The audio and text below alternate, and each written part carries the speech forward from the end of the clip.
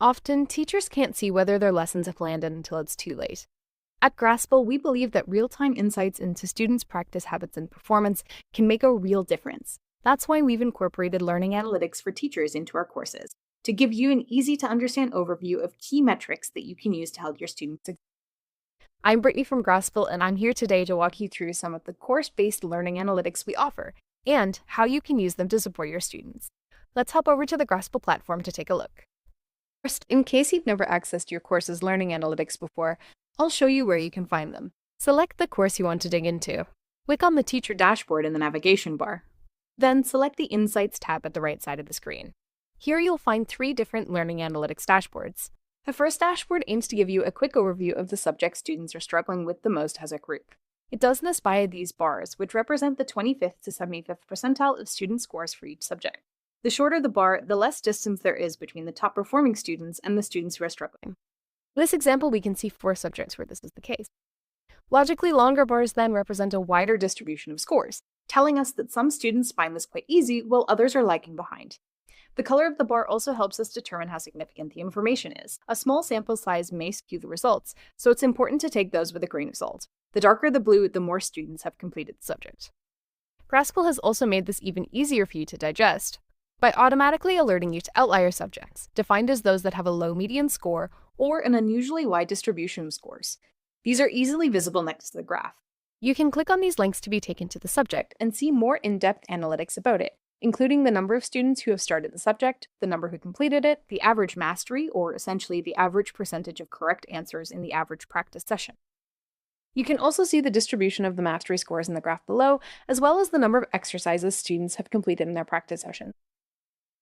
Now, how have teachers used the insights from this dashboard? When they see that a large group of students score relatively low on a subject, it usually means that students struggle with certain subtopics. They then might choose to take one of these approaches. They could revisit the subject in the next lecture and encourage students to revisit the material independently in their practice sessions on Grasple. They could inspect the practice exercises to determine which questions are answered incorrectly most often, then walk the students through the exercise as a group to correct common errors.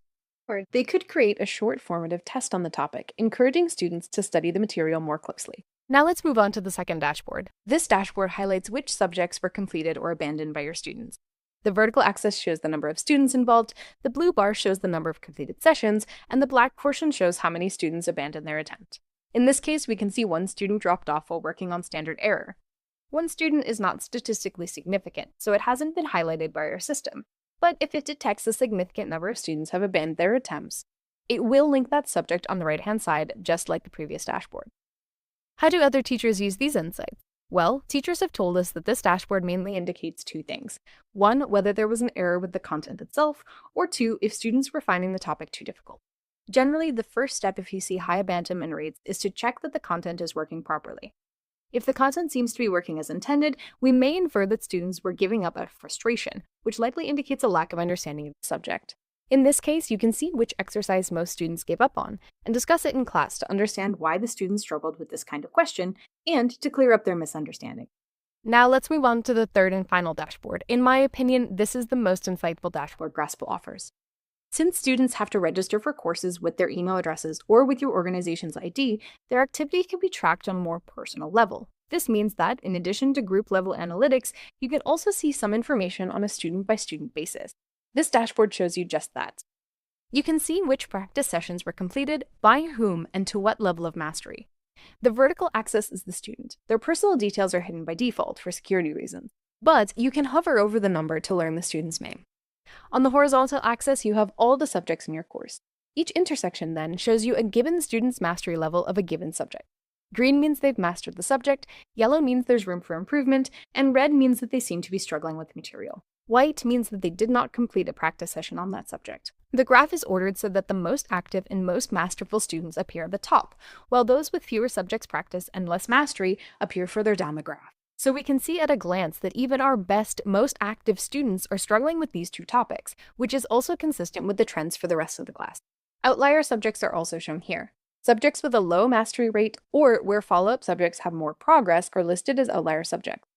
These percentages you can see here describe the percentage of students who completed the practice sessions, not their level of mastery. For example, while defining the derivative having 90% looks like a positive, we can actually see it's one of the subjects students struggle with most. Even though 90% of them have completed at least one practice session, the mastery is low, so it's highlighted as an outlier. Optimizing derivatives, on the other hand, has no one who's completed a practice session, even though everyone has completed a practice session on a subject later in the course. Our system has therefore flagged it as an outlier in terms of participation being low. But why do these insights matter? According to other teachers, they're very revealing when it comes to the study habits of their students. You can check if the student with poor results has been practicing on Grasple, and if not, encourage them to use the tools available to them. Students who are practicing but are still struggling are also more easily visible on the dashboard than in the classroom in some cases. You can use these insights to make sure they get the extra help and attention they need to succeed. Subjects which haven't been used by the majority of students may indicate that they're already familiar with the material and don't feel the need to practice it over other subjects, allowing you to focus efforts on the material that's new to the student. These are just some of the ways that you can use these dashboards. However, they offer so many insights and use cases, I'm sure that you'll find something valuable for you and your students here. Finally, do keep in mind that the analytics are constantly updating based on your students' activity. So if you want to keep a snapshot of the analytics at any given moment, you can also download the dashboards as PNG or SVG images, perfect for reporting or tracking the data over time. So how can you gain access to the learning analytics for your courses? Learning analytics for courses are one of the features available with our paid plans, whether that be an institution or a personal paid account.